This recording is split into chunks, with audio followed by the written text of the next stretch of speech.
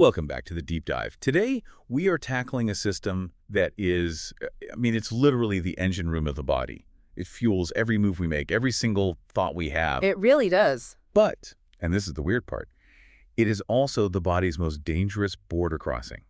We are talking about the gastrointestinal tract. It is such a fascinating topic. And, when we usually think about the gut, we think about food, digestion, maybe heartburn if we've had a heavy meal. Right, the usual stuff. But from a pathology standpoint, which is what we are focusing on today, the GI tract is defined by a massive contradiction. It is a biological paradox. I love a good physiological contradiction. Lay it on me. Well, think about what this system has to do. On one hand, it has to be incredibly permeable. It has to let liters of water, electrolytes, and grams of nutrients pass from the outside world into your bloodstream. So it has to be open. It has to be open to receive the fuel required for life.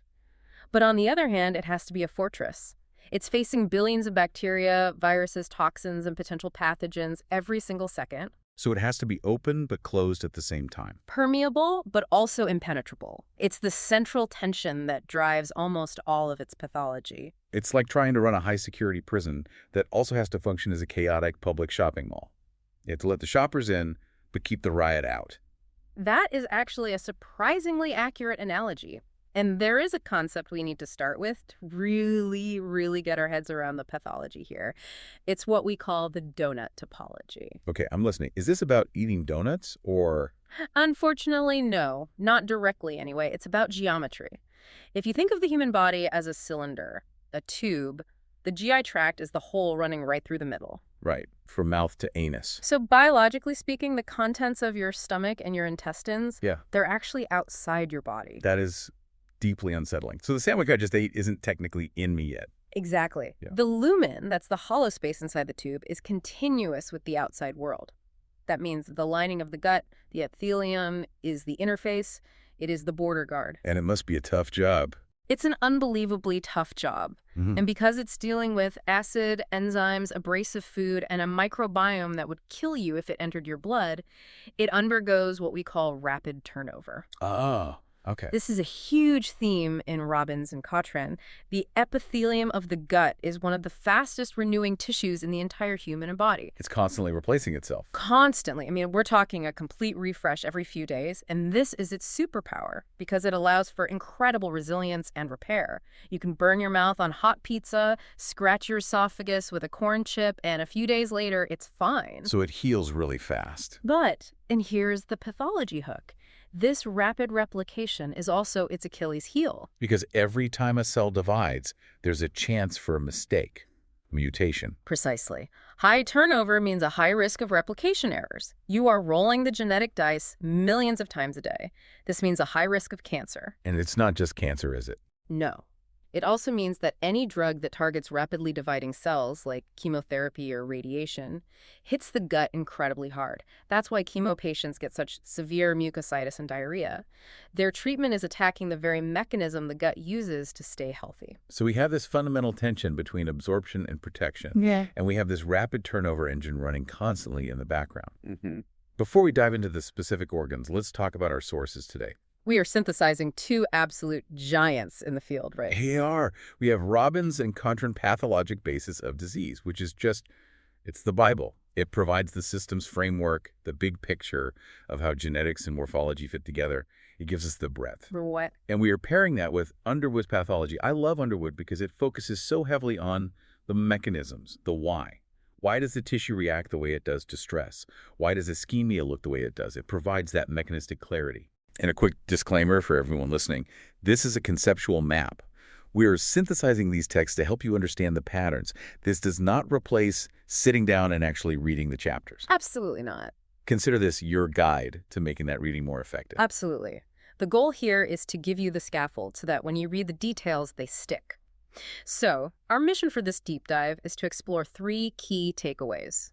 First, how the gut balances that absorption versus protection mission. Okay. Second, how that rapid turnover leads to both healing and, unfortunately, to cancer. And third, how chronic inflammation is the engine that drives almost everything bad that happens in the GI tract.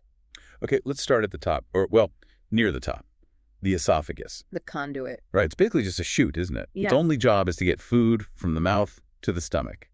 No fancy chemistry. In terms of physiology, yes. It is a muscular tube for transit. No digestion happens here. But anatomically, this is where we see a crucial distinction in the lining, a really abrupt change. What kind of change? The esophagus is lined with stratified squamous epithelium. Squamous. Okay, but refresh my memory. Those are the flat ones, right? Like tiles on a floor. Correct. Stratified squamous epithelium. Think of it like the skin on your hands or the soles of your feet, but inside. It is layered, it is tough, and it is designed to handle friction. So swallowing rough chips, poorly chewed meat. Squamous cells can handle that mechanical abrasion. It's a mechanical barrier for a mechanical job. It makes sense. But then you hit the stomach, and the transition is abrupt. You cross what's called the Z-line, and instantly the lining changes. Instantly. Instantly. It becomes columnar epithelium. These are tall, glandular cells designed for secretion and, critically, protection against acid. It's like walking from a tiled hallway onto a thick shag carpet. The function changes, so the floor changes. And there's a gatekeeper between them, the sphincter. The lower esophageal sphincter, or LES. Ideally, it's a one-way valve. It opens to let food down and then closes tight to keep all that stomach acid out. But it doesn't always work perfectly. And when that barrier fails, we get reflux, or GERD, gastroesophageal reflux disease. Which brings us to our first major pathology. We've all felt heartburn. But what is actually happening to those squamous cells, those tiles, when acid hits them? They panic. Remember, squamous epithelium is built for friction, not chemical warfare. It has no defense against hydrochloric acid or pepsin, the digestive enzyme. The acid starts dissolving the connections between the cells. So the wall starts to break down. And here is where Underwood gives us a fascinating detail about the tissue response. It's called basal cell hyperplasia. Let's unpack that. What does that look like? Okay, so imagine a factory wall that's being eroded by acid rain. The workers at the bottom of the wall, that's the basal layer where the stem cells are, they realize the top layers are dying off way too fast. They can't keep up. Right. So they start working overtime to build new cells. The basal layer gets thick and crowded. It's the tissue trying to compensate for the surface death by ramping up production at the bottom. So the factory's going into overdrive just to maintain the status quo. It sounds exhausting for the tissue. It is. You also see the little blood vessel papillae extending higher up towards the surface, trying to bring nutrients to the battlefield. This is the histology of mild reflux. But if the stress continues, if the acid bath is constant, the body eventually decides that the status quo isn't working. It gives up on the old strategy. It realizes that squamous tiles are the wrong tool for this new acidic job. So it tries to adapt. It switches the cell type completely. And this is buried esophagus. Correct. This is metaplasia. The body says, okay, if this tube is going to be bathed in acid like a stomach, let's line it like a stomach. It replaces the squamous cells with intestinal-type columnar cells, complete with goblet cells that produce mucus. Which sounds smart. It's an adaptation. It's like a guitarist developing calluses on their fingers. The new skin is tougher for that specific job. It is smarter in the short term. It's a survival mechanism. The patient might actually feel better because those columnar cells don't have the same nerve sensitivity to acid. The heartburn might actually improve. But there is a massive trade-off. There's the catch. This new tissue, this Barrett's mucosa, is genetically unstable. There it is. The great betrayal of adaptation. It really is. The cells that survive the acid are more prone to accumulating mutations. Robbins points out that this shift is often driven by instability in genes like TP53 and CDKN2A, crucial tumor suppressors. So this is the pathway to cancer. It's the classic pathway. You go from metaplasia, which is a reversible change in cell type, to dysplasia, which is disordered precancerous growth, and finally to adenocarcinoma. And that distinguishes the two main types of esophageal cancer, doesn't it? Because not all esophageal cancers are the same. It does, and this is a really important distinction. We have adenocarcinoma, which is rising in incidence largely in the West. This is the cancer of lifestyle. It is linked to obesity, chronic GERD, and Barrett's esophagus. And it happens where you'd expect. Exactly. In the distal esophagus, right near the stomach, where the acid exposure is greatest. And the second type? Squamous cell carcinoma. This is the old school cancer, in a sense. It is much more common worldwide. It's linked to alcohol and tobacco, the classic direct irritants. So it's not about adapting to acid. No, it's about direct carcinogenic irritation of those squamous tiles. It tends to happen higher up in the middle or proximal esophagus. So a simple way to remember it. Adeno is about acid and obesity at the bottom. Squamous is about smoking and drinking in the middle. Roughly speaking, yes. That is a great way to keep them distinct. Before we move down the tube, I want to briefly touch on congenital issues. We mentioned the tube has to develop correctly. What happens when it doesn't? You get atresia and fistulae. Embryologically, the esophagus and the trachea, the windpipe, start as one single tube that has to divide and separate. If that separation fails, you have serious problems. So the food pipe and the windpipe stay connected. Or the food pipe becomes a dead end. Robbins details the most common form, and it's a specific anatomical disaster.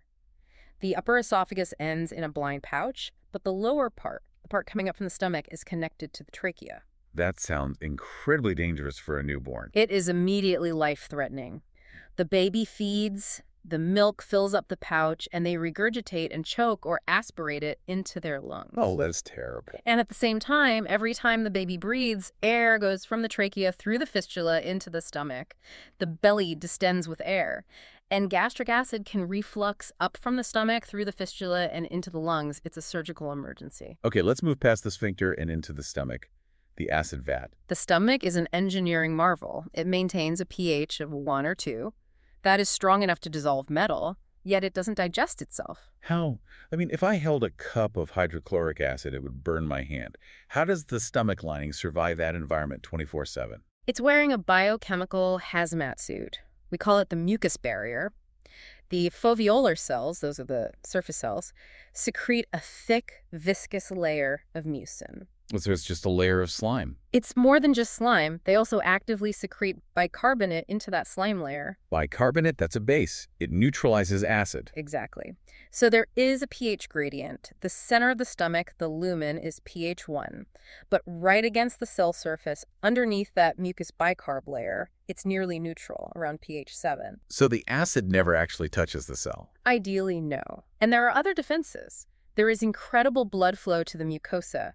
If any acid protons do sneak through, the blood flow whisks them away before they can do damage. And the cells themselves have very tight junctions, like a brick wall with good mortar. So what happens when that balance breaks? That's gastritis, right? Inflammation of the stomach. Exactly. Gastritis is simply a math problem. It occurs when the aggressive forces acid and pepsin become greater than the defensive forces, mucus, bicarb, and blood flow. Let's talk about the acute version first.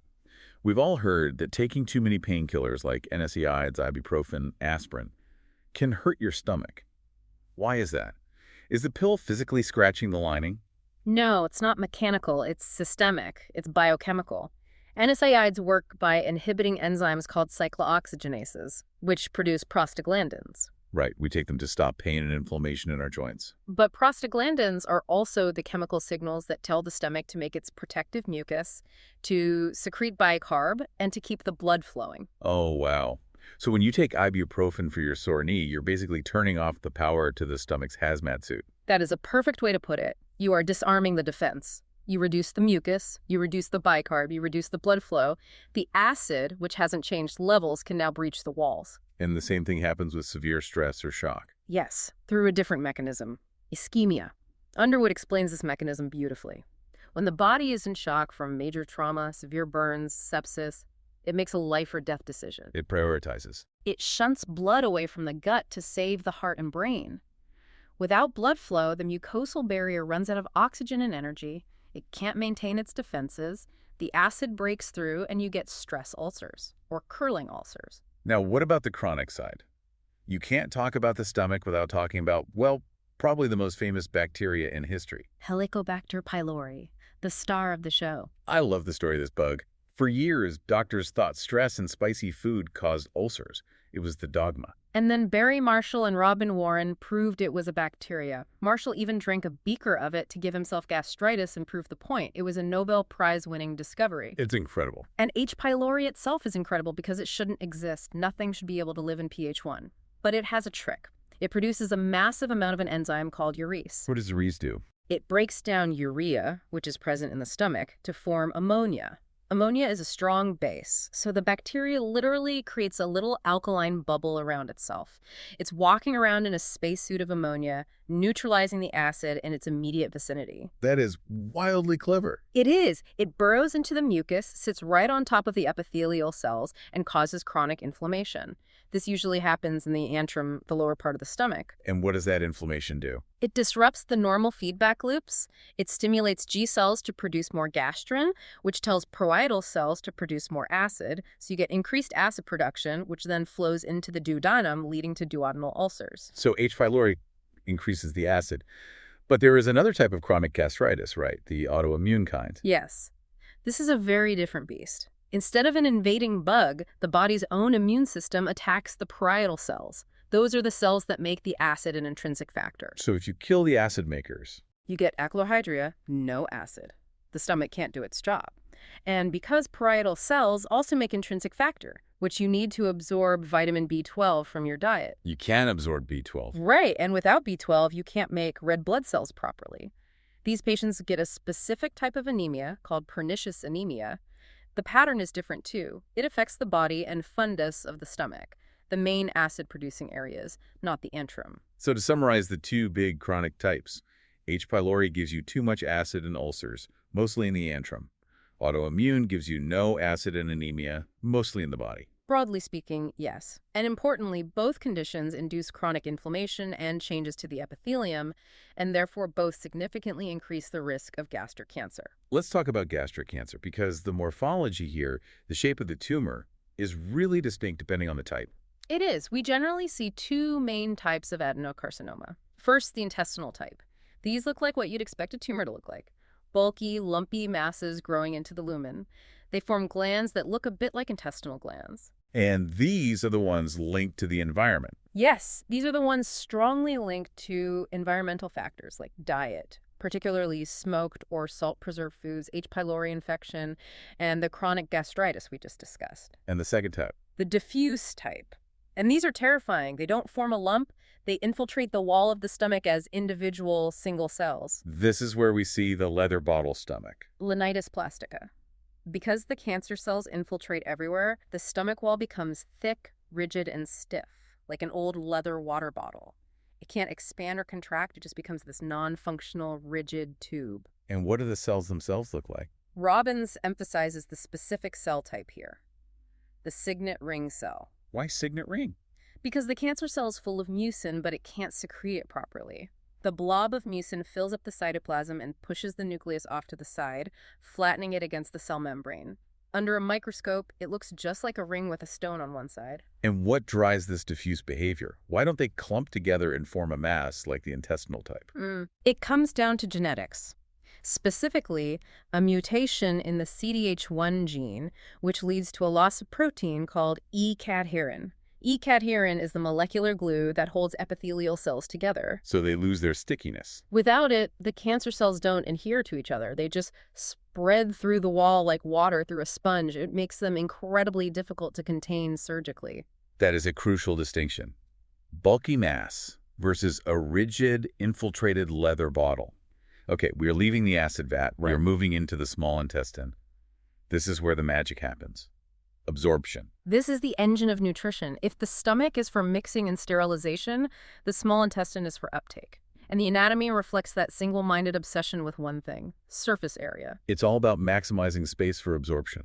Think about the multipliers. First, you have the plicae circulares. These are the big folds you can see with your eyes, like speed bumps in the tube. Okay. On those folds, you have millions of tiny finger-like projections that stick out into the lumen. And then on the cells that make up the villi, you have microvilli, the brush border. It's an unbelievably dense carpet of microscopic projections. It's folds on folds on folds. Exactly. It turns a simple 20-foot tube into a surface area roughly the size of a tennis court. But there is a vulnerability built into this design, specifically in the villi. Underwood points this out, and it's a concept that often gets tested because it explains ischemic disease so well. The vascular arrangement. Yes. The blood supply to the villus isn't a simple loop. A small artery runs up the center of the villus like a fountain, and then the capillaries have to make a hairpin turn at the very tip to come back down into the venous system. A hairpin turn. Imagine a looped hose where the water pressure drops at the very end of the turn. As the blood travels up the villus, it's giving off oxygen to the cells along the way. By the time it reaches the tip, the hairpin turn, the oxygen tension is already at its lowest. So the tick of the villus is living on the edge, oxygen-wise. Precisely. It has the most precarious blood supply. So if your blood pressure drops, say, in shock, heart failure, or severe hypotension, the pressure isn't enough to push fresh oxygenated blood all the way to the tip. The tips of the villi are the first things to die. Because they are the furthest from the fresh blood supply. Correct. So in ischemic injury of the small bowel, we see this very specific pattern of injury. Sloughing of the villus, tips first. The crypts at the bottom, which have a better blood supply and house the stem cells, might survive, but the entire absorptive surface is gone. Speaking of injury to the villi, let's talk about celiac disease. I feel like this gets misunderstood a lot in pop culture. People think it's just a fad diet thing, but the pathology is severe. It is a serious immune-mediated enteropathy. It is not a simple allergy or an intolerance. It is a fundamental loss of tolerance to gliadin, which is a component of gluten. The body's T cells identify gluten as a dangerous threat and launch a massive destructive attack against the small bowel mucosa. And because absorption happens on the villi, and the war is happening on the villi, the villi are the battlefield, and they are completely destroyed. We call it villus atrophy. Think of it like a lush wheat field being mowed down completely flat. You lose that massive tennis court of surface area. The gut becomes a smooth, non-absorptive tube. so you can eat all you want, but you can't absorb the nutrients. Exactly. You get profound malabsorption. You lose weight. You get diarrhea. You get specific deficiencies in fat-soluble vitamins and iron. And interestingly, while the villi are flattening, the crypts, the deep parts where the stem cells live, go into overdrive. Trying to replace the lost cells. They try to regenerate the lost tissue, so you see crypt hyperplasia. It's a futile attempt to rebuild the farm while it's actively being burned down by your own immune system. The classic histology is villus atrophy, crypt hyperplasia, and a flood of lymphocytes into the epithelium. That's a powerful image. Now, unfortunately, the intestines are also a playground for infections. We listed a lot of bugs in the outline: Vibrio, Salmonella, E. coli. How do we keep them straight? It can feel like just a list of names. The best way is not to memorize them as a list, but to categorize them by their mechanism of injury. Ask yourself a simple question. Is this bug a squatter or an invader? Okay. Squatters versus invaders. I like that. Go. The squatters are the non-invasive ones that cause secretory diarrhea. The classic example is Vibrio cholerae. The cholera bacteria doesn't want to kill your cells or invade your body. It stays in the lumen. It sits on top of the epithelium. So what does it do? It releases a powerful toxin, cholera toxin. This toxin creates a biochemical short circuit. It gets inside the cell and permanently turns on an enzyme that forces the cell to pump chloride ions into the gut lumen. And where chloride goes? Sodium and water follow due to osmosis. You get this massive, uncontrollable outpouring of water from the body into the gut. So you get massive, watery diarrhea. Race water stools. It can be liters and liters an hour. It's profoundly dehydrating. But the tissue itself is intact. If you biopsy it, it looks almost normal. There is no blood, no white cells in the stool, just water. Okay, so that's the squatter. Contrast that with the invaders. These are your Shigella, Salmonella, Campylobacter. These guys don't just sit there, they break into the cells. They invade the mucosa. Which means the immune system notices. And it does not like being invaded. And it reacts violently. Neutrophils swarm in. The tissue creates exudate. It ulcerates. There's cellular destruction. This causes dysentery. You get bloody mucoid diarrhea, fever, and abdominal pain. So if it's watery, think toxin, think squatter. If it's bloody, think invasion and inflammation. Generally, yes. It's a very useful framework. And then there is the special case of C. difficile. The antibiotic-associated one. Right. This is a disease of opportunity. You take broad-spectrum antibiotics for something else, maybe a sinus infection, and you wipe out your normal, healthy gut bacteria. C. diff is often resistant to those antibiotics, so with all its competition gone, it overgrows. That causes problems. It produces toxins that are directly cytotoxic. They kill the surface epithelial cells and cause a massive inflammatory response. This leads to something called pseudomembranous colitis. Which looks like it. A volcano. It's literally these little eruptions of neutrophils, dead cells, and fibrin forming a mushroom cloud or a membrane that erupts from the surface of the colon. On colonoscopy, it looks like these discrete yellowish plaques stuck to the wall. That brings us neatly to the big chronic war in the gut, inflammatory bowel disease, IBD. This is a major topic in pathology, and it's a huge clinical problem. The central concept here is an inappropriate and sustained immune response to your own commensal flora in a genetically susceptible host. Wait, commensal flora means the normal good bacteria, right? The ones that are supposed to be there. Yes, the bacteria that are supposed to be there living in harmony with you. In IBD, for reasons we don't fully understand, the body's immune system loses tolerance. It treats its own microbiome like a dangerous, persistent infection that needs to be eradicated. It's a civil war against the citizens. And we have two main factions in this war, Crohn's disease and ulcerative colitis, ULCA. I honestly always struggle to keep the differences straight. You are not alone. They can overlap, but there are classic distinctions. Let's use some memory anchors. Let's start with the anatomy, the location. Crohn's can happen anywhere. Gum to bum. Yes, gum to bum, mouth to anus, and it skips. You have a patch of severe disease, then a segment of perfectly normal bowel, then another patch of disease. These are called skip lesions. Okay. And UC, is it more predictable? UC is strictly a disease of the colon, and it is continuous. It almost always starts at the rectum and marches backward, proximally, up the colon in an unbroken fashion. It doesn't skip. Okay. Crohn's skips around anywhere. UC is a continuous march up the colon. What about the depth of the injury? This is the most important pathological distinction. Crohn's is transmural. The inflammation goes through the full thickness of the wall, from the mucosa, through the submucosa, the muscle, and out to the serosa. Which explains the complications, right? If you burn a hole all the way through a wall, you get fistulas. You get these abnormal connections. Bowel can connect to other loops of bowel or to the bladder or the vagina or the skin. Also, because the inflammation is deep, the wall gets incredibly thick and fibrotic over time, leading to strictures and obstruction. You also see creeping fat. The mesenteric fat literally wraps itself around the inflamed bowel to try and contain the inflammation. And UC. How deep does that go? UC is mucosal and submucosal only. It's the superficial disease, so you rarely get fistulas or severe strictures. But because the entire surface is so broadly and uniformly ulcerated, you get a lot of bleeding. It's a much bloodier disease, typically. What about what it looks like under the microscope, a telltale sign? Two key words. For Crohn's, granulomas. Finding non-case-eating granulomas is the hallmark. If you see a well-formed granuloma in a biopsy, it's Crohn's until proven otherwise. Okay, granulomas for Crohn's and for UC. Crypt abscesses. This is where you see neutrophils stuffing and destroying the crypts. And on a larger scale, you see pseudopolyps. Pseudopolyps, so fake polyps. Exactly. The ulcers in UC are so broad and superficial that the few remaining islands of regenerating mucosa look like they are sticking up into the lumen. They aren't real neoplastic polyps. They are just what's left of the original coastline after the tide of inflammation has washed everything else away. That is a vivid image. And both of these, because they involve chronic inflammation, carry a cancer risk. They do. It's a major long-term concern. Chronic inflammation drives constant cell turnover. Turnover drives the risk of mutation. The risk increases dramatically with the duration of the disease.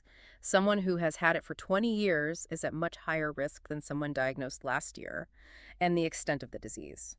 A patient with pancolitis, where the whole colon is involved, has a very high risk. Let's follow that thread into our next section, neoplasia of the lower GI tract, colon cancer. This is one of the most well-understood cancer pathways in all of medicine. We call it the adenoma-carcinoma sequence. It's not an event, it's a process. Exactly. You don't just wake up one day with colon cancer. It starts years, often decades, earlier as a benign polyp, specifically a type of polyp called an adenoma. Just to clarify, not all polyps are bad, right? You can have benign ones. Correct. You can have hyperplastic polyps or inflammatory polyps that have virtually no malignant potential, but adenomas are, by definition, neoplastic. They are the precursors. And the transformation from a small benign adenoma to a large invasive carcinoma takes years and a sequence of multiple genetic hits. This is the multi-hit hypothesis. Walk us through the classic pathway. It usually starts with the APC gene. This is a tumor suppressor gene. You can think of it as the gatekeeper of the colon. What does APC normally do? It's part of a complex that keeps a protein called beta-catenin in check. Beta-catenin, when it's active, goes to the nucleus and turns on genes that stimulate cell division. APC's job is to destroy beta-catenin. So it's the brakes. It's the brakes. If you lose both copies of the APC gene, the brakes are gone. Beta-catenin builds up, goes to the nucleus and tells the cell to start dividing uncontrollably. That's the first hit. The cells start piling up and form a small polyp. Right. You get a small adenoma. Then, sometime later, you get a second hit, often in an oncogene like KRAS. This isn't losing the brakes, it's like stepping on the gas pedal. The polyp gets bigger and more dysplastic. And then, what's the final straw? Often it's the loss of TP53, the guardian of the genome. Once P53 is gone, the cell stops being able to sense DNA damage, it stops fixing errors, and it stops undergoing apoptosis, or programmed cell death, when it should. It becomes immortal and fully malignant. That's carcinoma. And there are conditions where people are born with these hits already, which puts them at huge risk. Yes. The classic example is familial adenomatous polyposis, or FAP. These patients are born with one broken copy of the APC gene in every single cell of their body. So they are one step away from the cliff from the day they're born. Exactly. All it takes is for a single colon cell to lose its one remaining good copy, and the process starts. They develop hundreds, even thousands of polyps in their teens and 20s and have a virtually 100% risk of developing colon cancer, usually by age 40, if the colon isn't surgically removed. That is the classic pathway. But there's another road to cancer, right? The Lynch syndrome road. Yes, this is the microsatellite instability MSI pathway. It's a completely different mechanism. It's not about the growth signals like APC, it's about the spell checkers. It's the spell checkers. The DNA mismatch repair genes. These are enzymes that scan your DNA after replication and fix any little typos or mistakes. In Lynch syndrome, also called HNPCC, patients inherit a broken copy of one of these mismatch repair genes. So the cell loses its ability to proofread. Right. And mutations pile up incredibly rapidly, especially in highly repetitive DNA sequences called microsatellites. This genetic instability is what drives the cancer. These cancers also tend to occur more often on the right side of the colon. Okay, so we have the pathways. Now let's talk about the clinical presentation. Because where the tumor sits in the colon changes the symptoms completely. This is a classic board exam distinction and a crucial clinical point. Right-sided versus left-sided colon cancer. The descending colon is much wider, right? It's wide, and the stool is still liquid there because most water absorption hasn't finished yet. So tumors can grow to be huge, big, bulky, exophytic polypoid masses without actually blocking the pipe. So they don't get constipation or obstruction early on. Rarely. Instead, these large, friable tumors bleed. They ulcerate and ooze blood slowly, chronically into the stool. The patient doesn't see bright red blood, they just get tired, they get pale. They might present with shortness of breath or angina from the lack of oxygen carrying capacity. So the clinical maxim is Iron deficiency anemia in an older adult is GI cancer until proven otherwise. You never, ever just give iron supplements and send them home. You have to look for the source of the blood loss, and the colon is a prime suspect. and the left side. The descending and sigmoid colon. The colon is much narrower there, and the stool is solid and formed. The cancers here tend to grow circumferentially, in a ring, the classic napkin ring lesion. They constrict the lumen of the bowel. Like tightening a belt around the pipe. Exactly. So these patients present with symptoms of obstruction, cramping, abdominal pain, and changes in bowel habits.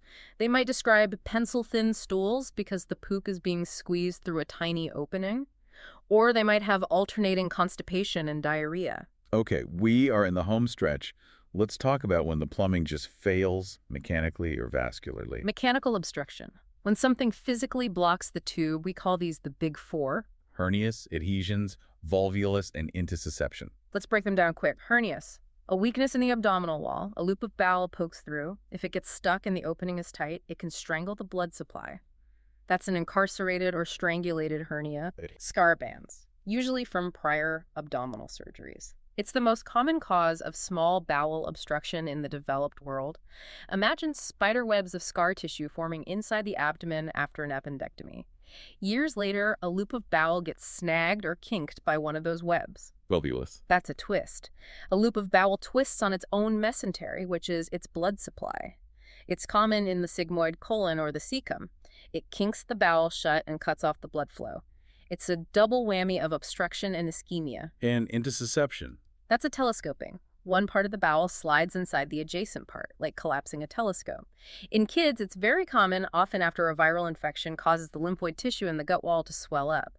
That swollen patch acts as a lead point that gets dragged forward by peristalsis. And in adults. In adults, the lead point is usually a tumor. And finally, ischemic bowel disease. We talked about the villi tips dying earlier, but what about massive infarction of a whole segment of bowel? This comes down to anatomy again, the watershed areas. What is a watershed area? It's a border zone between two major arterial supplies. The splenic flexure is the classic one. It's at the very far end of the territory supplied by the superior mesenteric artery and the very far end of the territory supplied by the inferior mesenteric artery. So it's the last place to get water from either hose. It has the weakest supply from both sides. Exactly. So in any state of low blood flow, hypotension, shock, heart failure, the splenic flexure is the first part of the colon to dry up and become ischemic. The rectosigmoid junction is another common watershed area. Wow. We have covered a massive amount of ground, from the donut topology and the acid vat all the way to napkin ring tumors and watershed areas. It is a dense and complicated system. Let's summarize. What are the big takeaways for the listener to hold on to from all this? I think it comes back to our three main themes. First, the GI tract is all about balance. It's a dangerous interface that needs to handle absorption and defense simultaneously. Yeah. When that balance tips, like in gastritis with too much acid, or in IBD with an overactive immune system, you get pathology. Rapid turnover. It's the gut's greatest strength and its greatest weakness. It allows for incredible healing, but it also fuels cancer. The accumulation of genetic hits, whether through the classic APC pathway or the mismatch repair pathway, is all about hijacking this fundamental process of renewal. And third, Anatomy dictates symptoms and pathology. Right-sided cancer bleeds, left-sided cancer obstructs, Crohn's goes deep, causing fistulas, UC stays shallow, causing bleeding. Small bowel ischemia hits the villi tips first. Understanding the structure explains the disease. I want to leave everyone with a provocative thought. We spent a lot of time talking about the immune system fighting bacteria in IBD and H. pylori gastritis. We did. It's a central theme. But consider this. Is the normal state of the gut actually just a state of controlled, low-grade inflammation? Yeah. Are we constantly at war with our microbiome, just barely winning, and we call that peace? That is a profound and very modern question in immunology. Some researchers believe that what we call physiological inflammation is the baseline in the gut. We are hosting trillions of bacteria. It's a constant negotiation. Are we farming them for their benefits, or are they farming us? The future of GI pathology is going to be about decoding that crosstalk between the microbiome and our immune system. We are just scratching the surface. Well, that doesn't make you want to go read Robbins. I don't know what will. Open the book. Look at the diagrams of the adenoma-carcinoma sequence. Look at Underwood's pictures of the ischemic villi and the pseudomembranes of C. diff. This deep dive is the map, but the treasure, as always, is in the text. Thanks for listening. We'll see you on the next deep dive. Goodbye.